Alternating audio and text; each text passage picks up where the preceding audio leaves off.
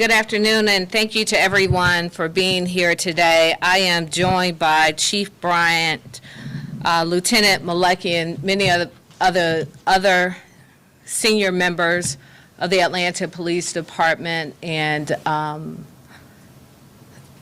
investigators. There are a lot of people in the room today, and so I'll allow Chief Bryant to recognize them as appropriate and bring them up to speak as appropriate. Also joining us, our Chief Operating Officer, John Keene, and our Chief of Staff, Carmen Chubb. Difficult is not a strong enough word to describe what 2020 has been like for our city and for our country. Far too many of our children have been victims of gun violence, and countless families have mourned the loss of loved ones this year. Mourning not just those lost to COVID-19, but to the senseless violence that we are seeing across our city and across our state and across our country. Never before have we faced a year like 2020, coming together with the social justice movement in the midst of a pandemic, while also navigating the challenges of our national leadership. People are struggling to make ends meet. People are sick. They're watching their family members die. People are depressed. They are anxious. And they are angry. And the weight of all of these issues are pouring out into our streets. I do not believe in excuses, as I learned very long ago that excuses are tools of the incompetent. But I will give you the facts. I am on a text thread, several text threads with mayors across this country. One thread has 18 mayors from the largest cities in America. And we are discussing on almost a daily basis the spike in violent crime that we are seeing in our cities. And also, we are sharing best practices and looking for ways that we can address this issue.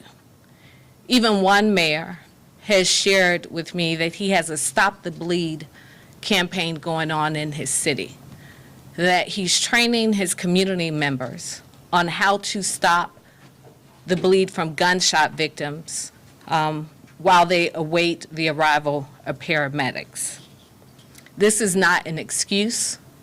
This is a fact. I've spoken directly with President-elect Biden on more than one occasion about the mental and behavioral health impact that the last year is having on our communities and the need that we all have for national leadership to help us address this issue. Many of you all have heard me say this, and I'll say it again. This is a city that my family has called home for the past 100 years. And God willing, it will be at least 100 more. It's the city that I am raising my 4 children in. I know the pain of losing a loved one to senseless gun violence. This is personal for me. As mayor of Atlanta, I will continue to do what I have done every single day of my term. And with the partnership and leadership of the Atlanta Police Department, what they do 24 hours a day, 7 days a week, we will continue to make our city a better place. And lastly, despite what at times may seem to be insurmountable odds, obstacles, and challenges too great to overcome, I will say that this to the people of Atlanta. We are still standing. We will not give up. We will not cower in a corner. We will not surrender our city to people who care nothing about the lives of the children and the families that call our city home. So with that, I am going to call up Interim Police Chief Rodney Bryant, who will share more information on the senseless murder, of 7-year-old Kennedy. There will also be other members, including Lieutenant Malecki of APD, who will provide additional updates. And then I will come back to the podium and share with you steps that some have been shared publicly, some have been not, steps taken by our administration to continue to address the spike in crime that we are seeing across our city. And then we will open up for questions.